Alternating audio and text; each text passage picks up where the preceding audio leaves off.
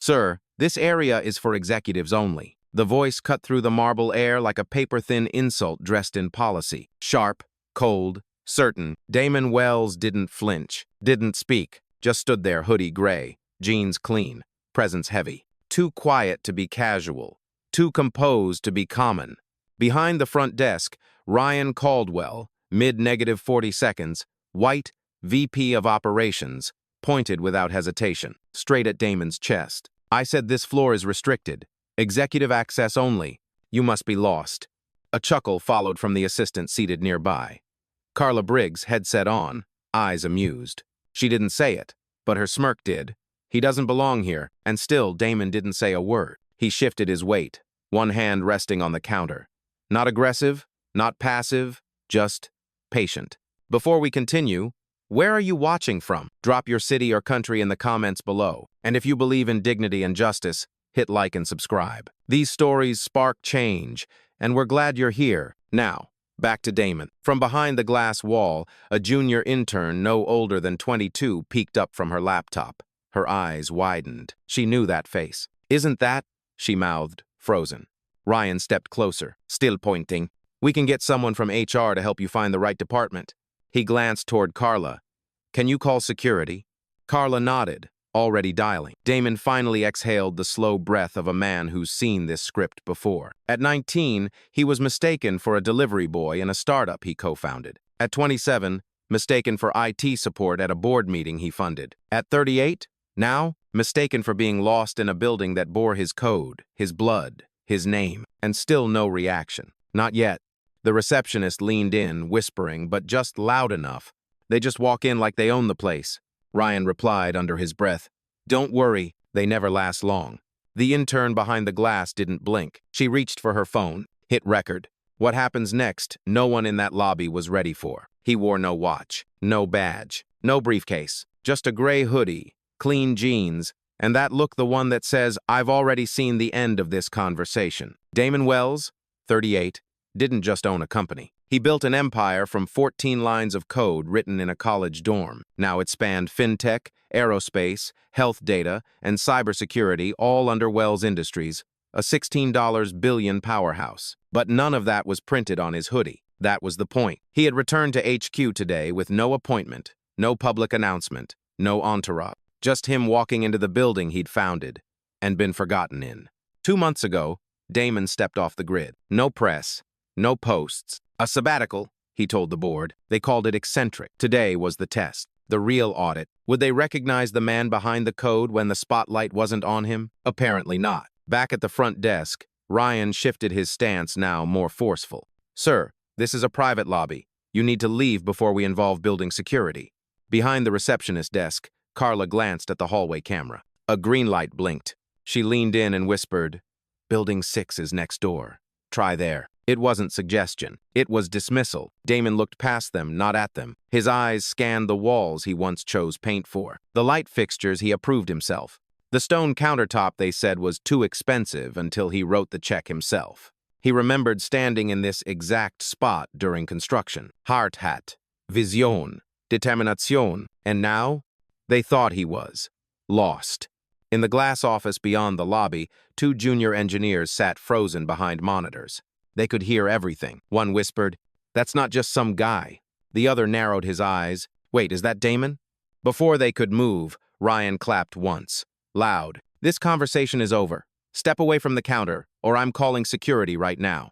Damon blinked slowly. He wasn't angry. He was measuring how far from reality this company had drifted in just 60 days. "Carla," Ryan said without turning, "get facilities. Have someone escort this. Visitor downstairs." Carla didn't hesitate. She picked up the landline, not her headset. Old school. Intentional. The kind of move you make when you want everyone to hear the call. "Facilities," she said, voice flat. "We've got a potential intruder in the executive lobby. No badge. Refusing to leave." The word intruder dropped like a brick, loud enough for the hallway. From the far side of the glass, footsteps paused. Heads turned. Damon stood still. He didn't speak. He didn't blink. He just watched the scene play out like he'd seen it before. Because he had. 15 years ago, he walked into a venture firm for his first funding meeting. Same hoodie, same tone, Same looks. They told him the founder's room was down the hall, third door on the left. He was the founder. That door never opened. Today, he wasn't opening doors either. He was watching who tried to close them. A new voice entered the frame, sharper, younger. Miles Trent, 31, director of internal ops, stepped in through the glass doors. Trimblazer, startup arrogance. What's the situation? He asked Carla. She gestured without shame. This gentleman refuses to identify himself and won't leave. Miles turned to Damon, smiled but not kindly. The kind of smile that says, I'm going to handle this professionally and embarrass you politely. Sir, this is a secured zone. If you don't have credentials, we'll have to assume you're trespassing. Damon tilted his head. I didn't refuse to identify myself, he said, voice low, clear. Then let's see, Miles replied, stepping closer. Damon slowly reached into his hoodie pocket, pulled out a phone. Tapped once, didn't show it. Just said, call your chief legal officer. Miles laughed. Nice try. From behind the frosted panel, the intern still filming mouthed the words, oh my God. But out loud, she said nothing. In the back hallway, 2 security officers rounded the corner. Black uniforms, corporate patches, eyes scanning, hands hovering near radios. Ryan looked pleased. Carla looked smug. Damon? He finally smiled, not wide, not forced, just enough to say, you're getting warmer. And from somewhere deeper in the building, in the boardroom perhaps, a feed went live. The 2 security officers flanked Damon without a word. Not aggressive, not cautious, just firm. Officer 1, stocky, mid -40 seconds, badge number 7821. Officer 2, younger, taller, hand still near the walkie clipped to his belt. They didn't know who he was, but they'd been trained how to handle uncooperative men in hoodies. Damon didn't move. He didn't flinch. He just turned slowly to face Ryan. You really want to do this? He asked. Ryan folded his arms, nodded. This is a workplace. You don't belong here. Damon's voice dropped half an octave. Quiet, but weighted. I built this workplace. Miles Trent scoffed from the side. Yeah? And I'm the Queen of England. The younger officer smirked. Damon's eyes narrowed. Still no anger. Just calculation. From behind the reception desk, Carla muttered to herself. He's stalling, probably trying to post this. She looked at the officers. Move him out. The older officer stepped in. Sir, we're asking you nicely. Please exit the premises. Now. Silence. Then Damon spoke. If you touch me, you'll regret it. His tone didn't rise, didn't threaten. It just sat there heavy as steel. Ryan chuckled. Is that a threat? No, Damon replied. It's a forecast. From the corner, Miles whispered to Carla, film this in case he gets loud. But Damon didn't get loud. He got still. His phone buzzed once in his hand. No glance. Just one word into the mic. Confirmed? A voice replied. Calm. Precise. Boardroom feed is active. Legal is standing by. Carla leaned toward the front desk, whispering to Ryan. Did he say boardroom? Ryan looked confused for the first time. Behind them, a junior developer named Anya stood just inside the hallway. She had stopped walking, stopped breathing. That name, that voice, that face. Her whisper broke the tension like a dropped glass. Guys, I think that's Damon Wells. Carla froze. Ryan blinked. Miles turned slowly. Damon stepped forward once. The 2 officers instinctively stepped back. And that was his answer. The junior dev, Anya, didn't mean to say it out loud, but she did. And once the name was in the air, Damon Wells, it couldn't be unsaid. Silence spread like spilled ink. Carla's fingers froze on the keyboard. Ryan looked up, slow and sharp. Miles? He blinked twice. You said Damon who? Ryan asked, voice suddenly less smug. Anya took a half step into the lobby. Damon Wells, she repeated. The founder of this place, of everything.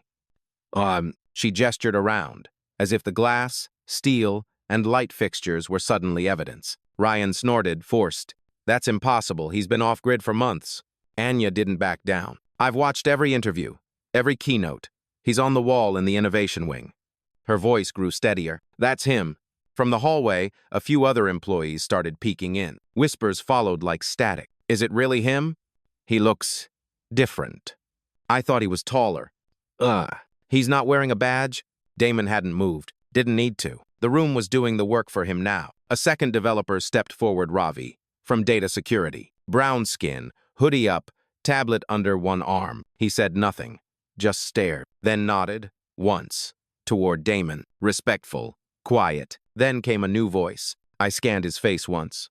Everyone turned. Maria Chen, lead designer, stood at the end of the hallway, arms crossed. She spoke slowly. Facial ID prototype demo. 6 months ago, I was in the room. Her eyes never left Damon. I remember the way he talks. Calm, slow, like he already knows the outcome. Ryan opened his mouth, but nothing came out. Behind the glass, the intern who'd been recording the whole time finally stepped into view, phone still in hand. She looked at Carla, then at Miles, then said it. You tried to remove your own CEO.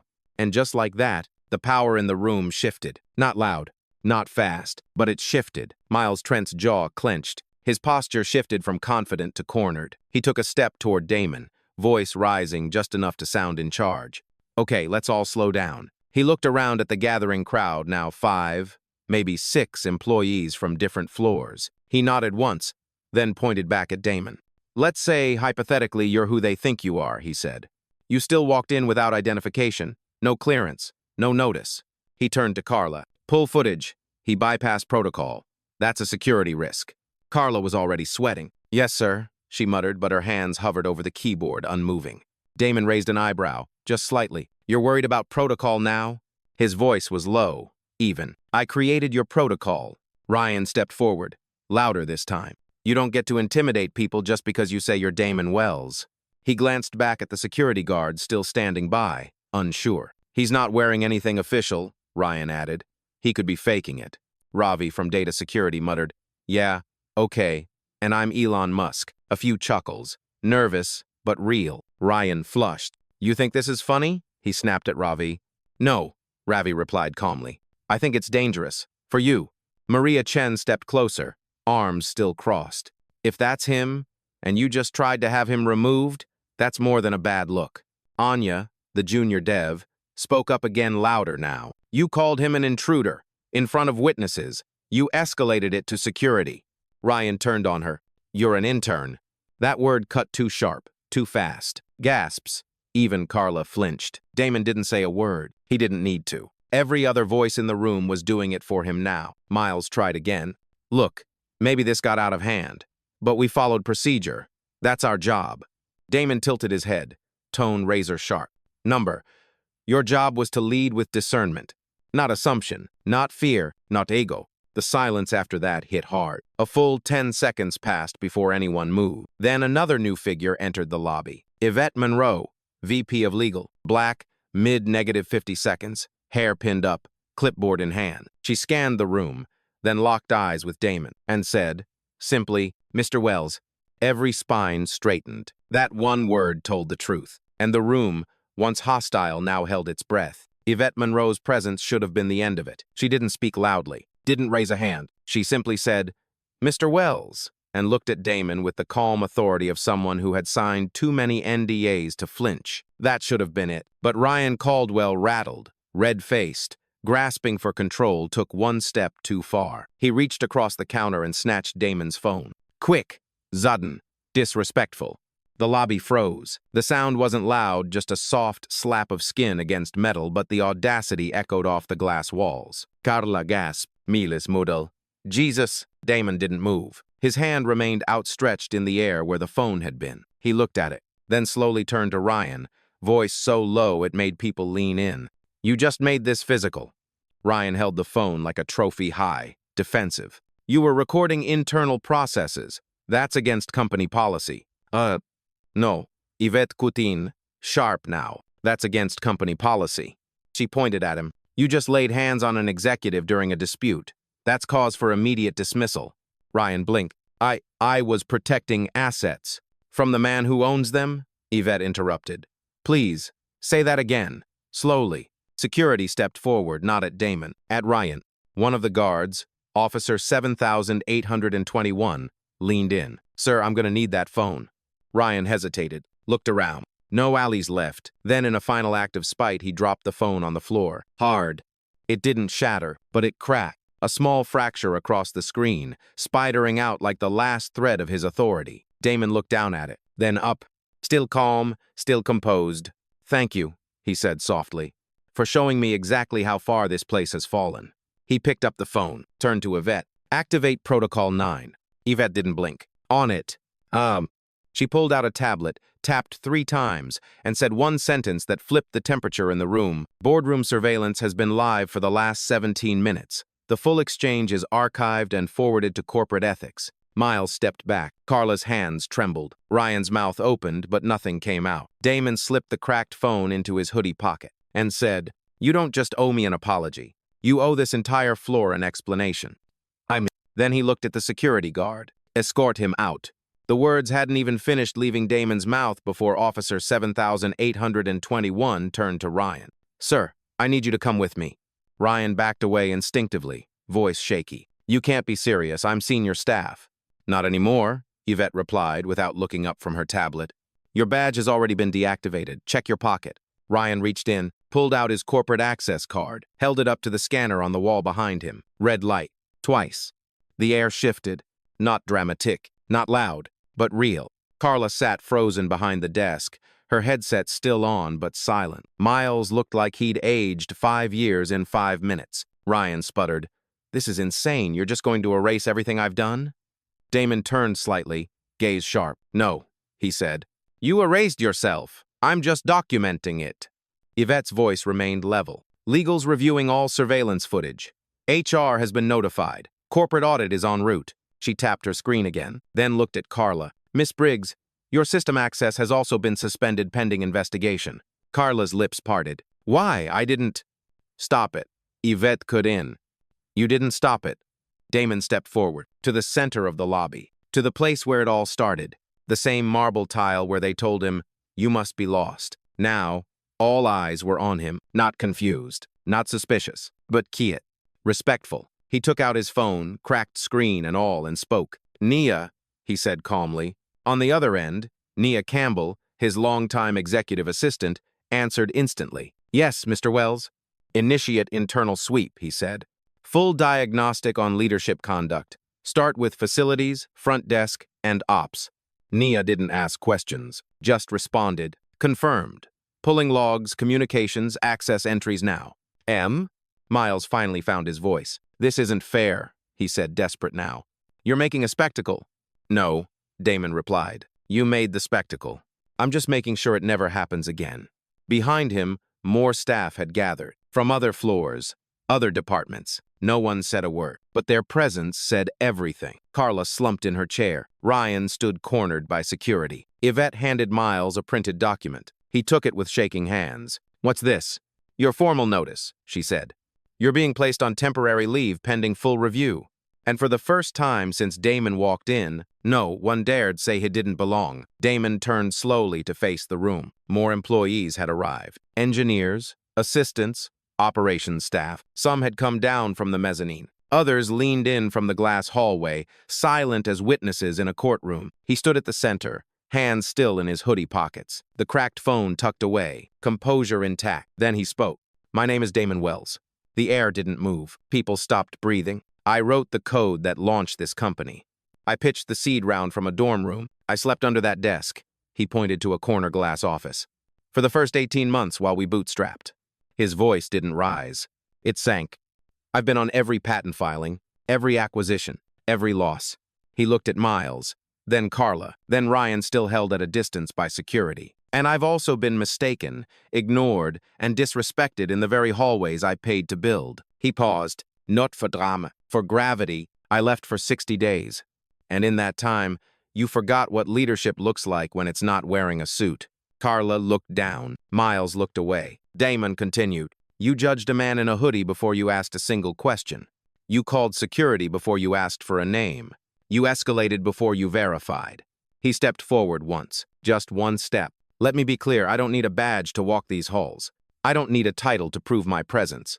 He reached into his back pocket and pulled out a folded document, unfolded it, held it up. "This is the Articles of Incorporation. Wells Industries, signed 14 years ago." He pointed to the bottom line. His name, printed, signed, dated. He handed it to Yvette, who read it aloud. "Damon Xavier Wells, founder and majority shareholder, 62.4%. The room exhaled as one. Damon looked around. "And every minute you spent doubting me." He smiled now, not warmly, but precisely, "has been documented, logged, and archived." He looked at the crowd. But this moment wasn't just about me. Then he turned back to Ryan, to Miles, to Carla. This was a test. A long pause. And you failed. Carla looked like she'd forgotten how to blink. Her headset beeped incoming call, but she didn't move. The line went dead. Miles stared at the ground, shoulders hunched. He'd tucked his badge inside his blazer like it could protect him. It didn't. Ryan, still boxed in by security, started pleading. Mr. Wells, Damon, listen. We were just doing our jobs. There's protocol. There's policy. There's prejudice, Damon interrupted. Quiet. Sharp. Sharp. Ryan froze. Damon continued. You didn't ask me a single question. You made one assumption and acted like it was truth. Ryan shook his head. We didn't know it was you. That's the problem, Damon cut in. You should treat every unknown face like it might be someone who built the floor beneath you. A murmur rippled through the crowd. Maria Chen, the lead designer, stepped forward now, firm, clear. He's right.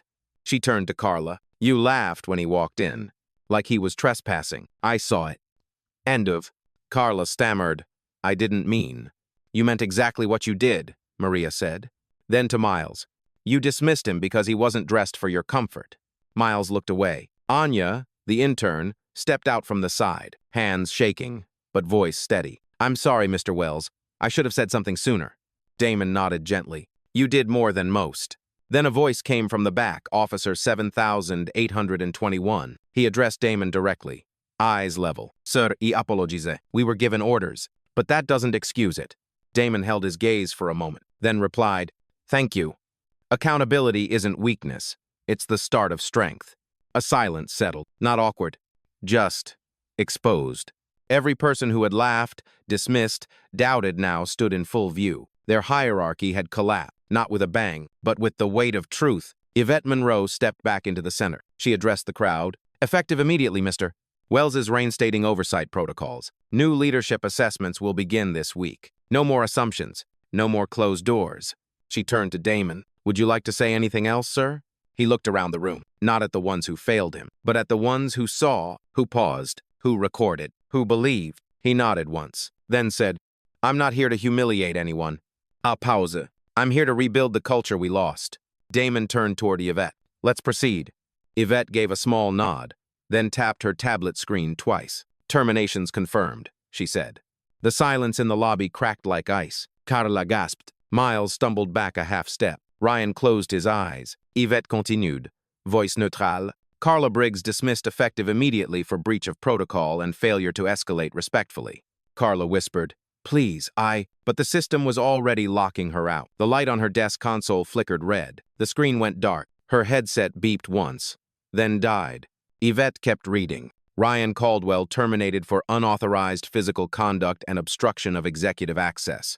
Security guards stepped slightly closer to Ryan. He raised both hands. This is a mistake. I've been here 9 years. I ran 3 divisions. Damon looked at him, no anger, just clarity. You ran them into a culture of fear and arrogance. He turned to Miles. Miles Trent suspended indefinitely pending full internal review. Access revoked. Miles's badge beeped as it deactivated in his pocket. He didn't even try to argue, just stood there hollow. Damon spoke again, this time to Yvette. Head of facilities? Yvette nodded. Already informed. Temporary replacement assigned. New directives distributed by end of day. Anya stepped back, watching it all unfold. Her voice shook, but she spoke. Sir, will they all be replaced? Damon looked at her, then at Ravi, then at Maria. He answered carefully. They will be replaced by people who lead with discernment. Not BS, not ego. People who listen before they judge. A murmur of agreement spread through the room. Yvette tapped again, a final confirmation. Lobby access protocols reset. Surveillance footage secured. Ethics report filed. Full review panel to be formed by 9 a.m. tomorrow. Damon nodded once. Good. Ems.